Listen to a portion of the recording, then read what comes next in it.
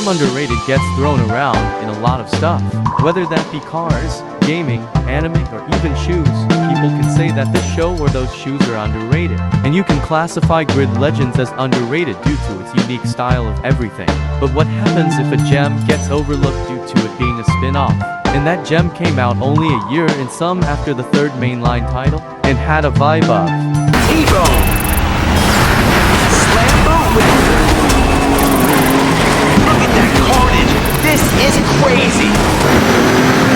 See and destroy! It was like a game of tag, only way gnarlier! Head to head! Cut it out, guys! You don't have a license for that stuff!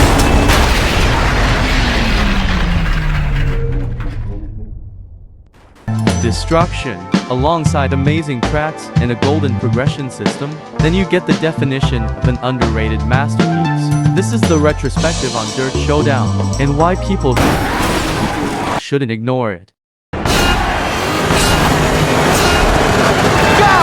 I forgot about this in the Grid Legends video, so I'll do the vehicle segment first. Every vehicle in this game feels unique to drive. There isn't a single motorized object I could say feels the same to drive compared to a different motorized object.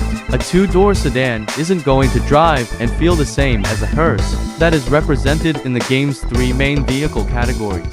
Demolition vehicles are old beaten-up vehicles ranging from muscle cars and hatchbacks to a pickup truck, van, hearse, and a tow truck for some of the better ones. That's not including them.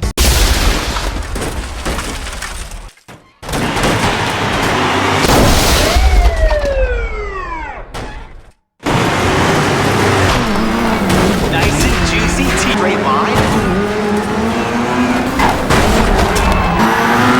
That's paint trading. You gotta like the world better.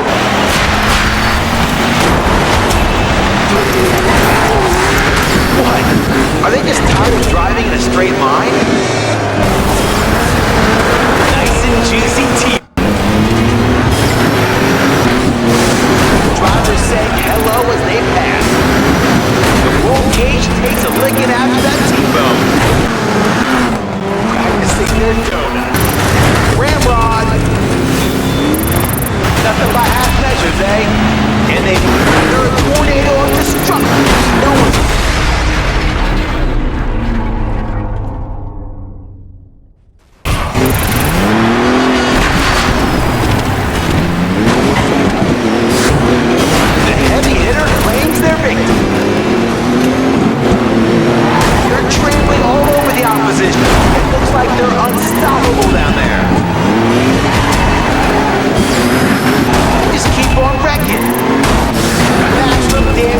side there.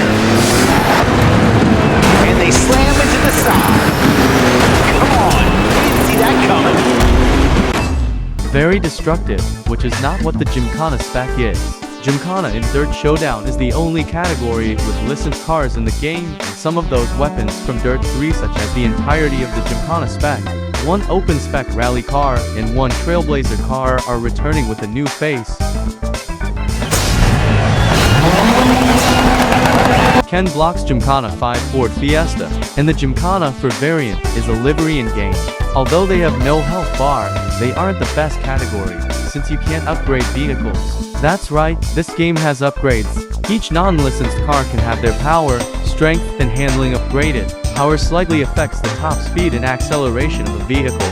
A demo derby vehicle that fits well is this very one on screen. Strength affects how much damage the vehicle can take before.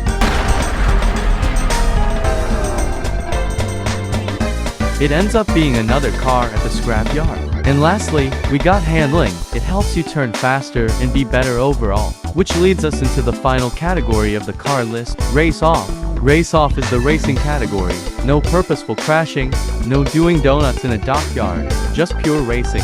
Going from Restamont Bel Airs and a DTM Civic at home to actual race cars, but from eBay. And to end off this short but vehicular chapter, you'll listen to the car sounds.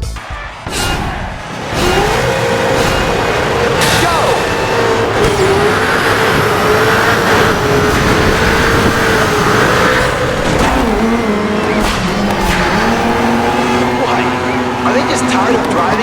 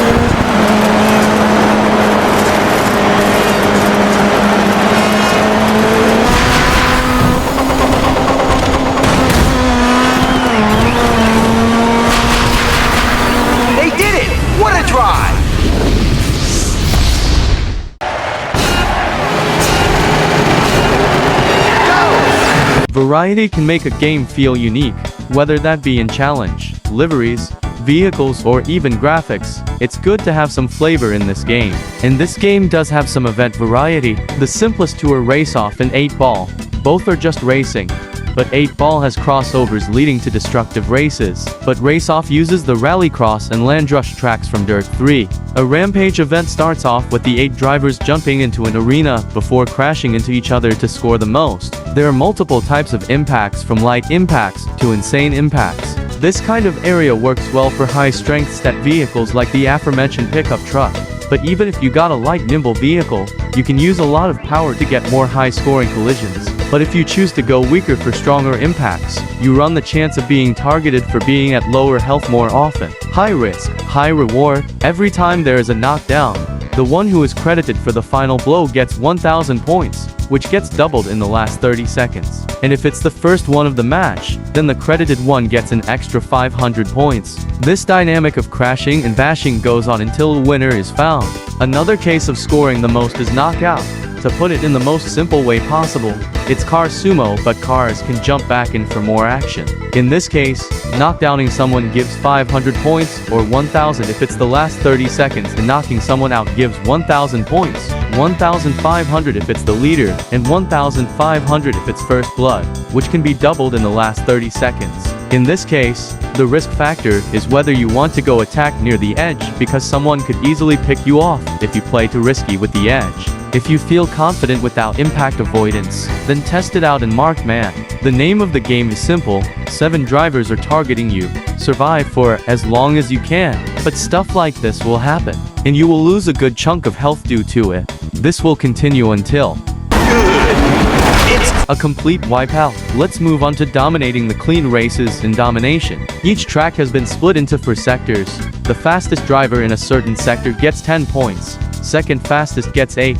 Third fastest gets 6, and so on until the slowest driver gets only 1 point from that sector. Sectors can be dominated, which means you set the fastest time.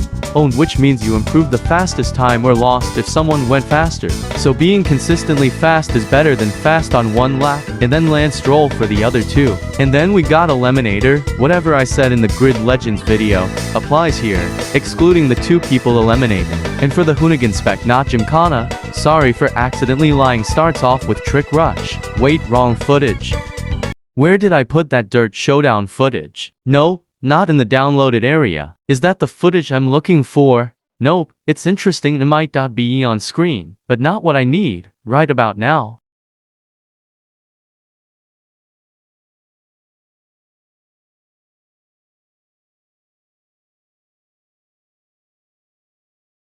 Ah, there it is.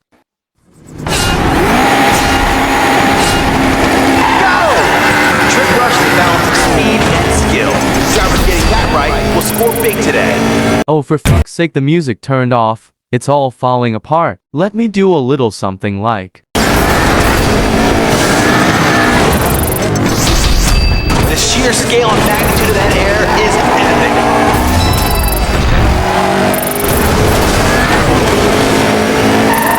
Is the smell of burning tires addictive? I think so. Alright, that should do. With my job going over Trick Rush done for me, let's move on to something similar, head-to-head. You have to perform tricks in a specific order to complete the event, and they are perfectly mirrored, so you will do both sides. Basically, to short 30 seconds races against Ken Block. I still miss you, you legend. We should maybe move on to the final type of event before I get very emotional over a dead legend. Block Smash, or I'll be referring it as Blockbuster, is a technical track, as you have to follow a set path outlined by smash blocks of different colors. So basically a time attack without the track. All of these modes are all mixed, so you don't feel like you are getting bombarded with one event type constantly, and can make the game feel fresh constantly.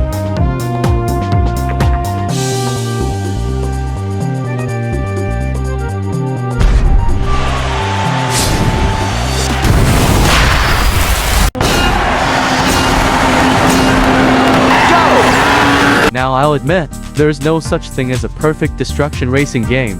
Wreckfest and Wreckfest are most likely the closest to being perfect, but it has its issues. But this is not a Wreckfest video, it's a Dirt Showdown video.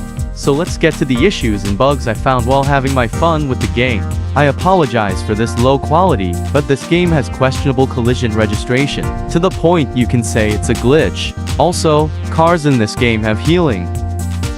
Yep, if the health bar is flickering, then it's healing.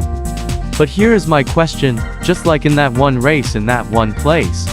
Why the f do these beat up junkyard pigs able to heal like they are eating a Tesco sandwich? Like seriously Codemasters, I know it would be annoying to constantly get terminated, but these cars aren't self-healing. This next thing requires us to take a purposeful stop at Dirt 3.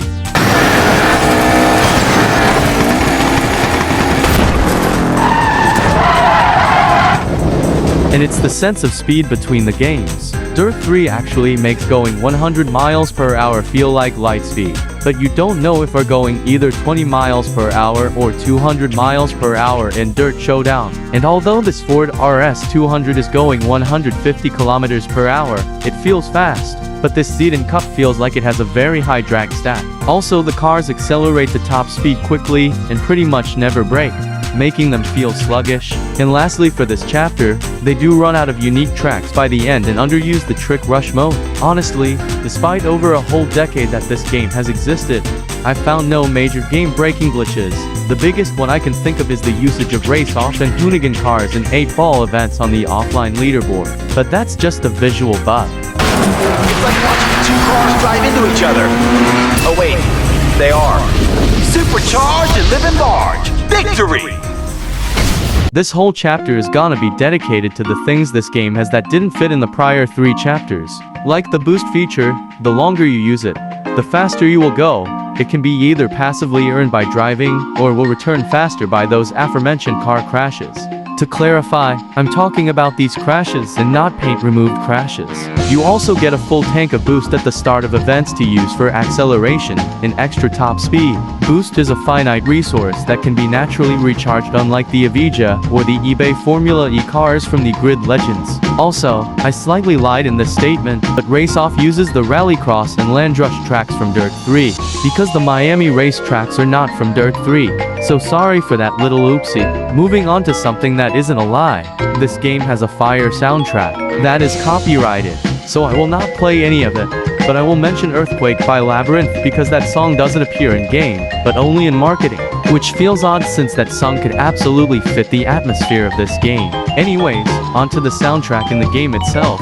It has a good mix of techno, hip-hop, rock, electronic, whatever in the name of the 767B Ghost in a Conversion 1 is meant to be, energetic music. It feels like it's been compiled by Rob Da Bang. And moving on from listening to the in-game music to driving on the in-game tracks. More specifically, the race-off tracks. Since every single track excluding Miami is from a past Dirt game, and they all have been updated to fit the atmosphere of this game. Like, look at this comparison, the difference is literally night and day. Same place, same track, just a year between them. It's like it could be a real track for like a TV sports brand like Grid TV or something. I dunno, just throwing out some wild thoughts. Up next, we are going to play a game. I'm going to play a clip, and you have to find the issue with it. And you get 10 seconds to identify the issue. The clip starts now.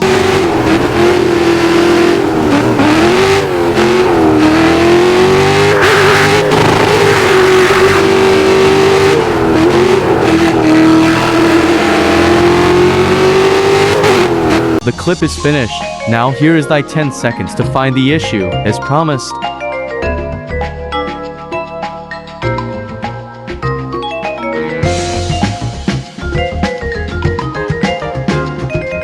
Alright, time's up. The correct answer is, there is pretty much no sound excluding the engine noise. So if you got that, then you get a free 100 chip.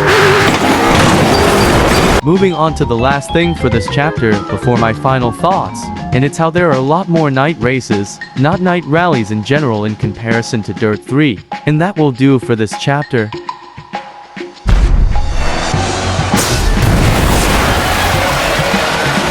I want to end this video by going over everything in the prior chapters and give my thoughts on this game. We have concluded that this game has an expansive car list ranging from beater trucks and vans to high-end muscle cars and race cars that look like they belong in the 24 Hours of Le Mans. Tracks ranging from fun originals like this one to faithful remakes from Dirt 3, and it's well polished. And here are my thoughts on the car list. It's great if the more expensive cars felt faster with the higher price tag each car holds. And with the tracks, they felt good enough that it warranted the chaos each 8-ball event could bring. The atmosphere is good even though it's a crashaholic racing game designed way before the days of Wreckfest. When this dropped, Wreckfest was called Next Car Game. But will it be the next car game I retrospect on? Nope. I'll try some other forms of content so that I seem unique and not another retrospective-based channel. What's next? I guess you'll have to see. The future of this channel is really unknown. But we're getting off track. The main question, do I think Dirt Showdown is a good game? Yes, by a long shot. If you find a way to play it, play it. And that's my retrospective on Dirt Showdown. Fun, fast and chaotic. And that about it from me. Catch y'all later. Good night.